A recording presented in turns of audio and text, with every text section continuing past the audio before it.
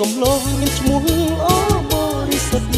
មិនទាន់ចង់គិតពីរឿងស្នេហាណាបើចង់ស្រឡាញ់ចុះឈ្មោះមកណាជីវ៉ា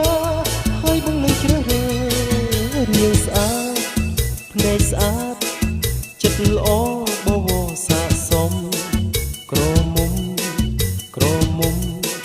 ក្រមុំមិនមែនមេម៉ាយចេះដឹងសង្គមមេផ្ទះសំជាស្ត្រីតែងខ្លួនសំសួននារីនៃឆ្នាំ2000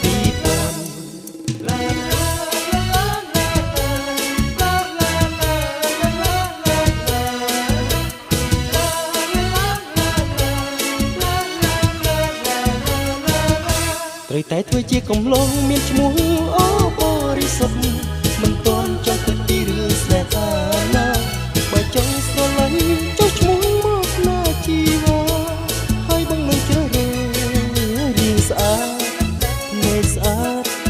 ចិត្តល្អបវរស័ក្តិសមក្រមុំក្រមុំក្រមុំមិនមែនមេម៉ា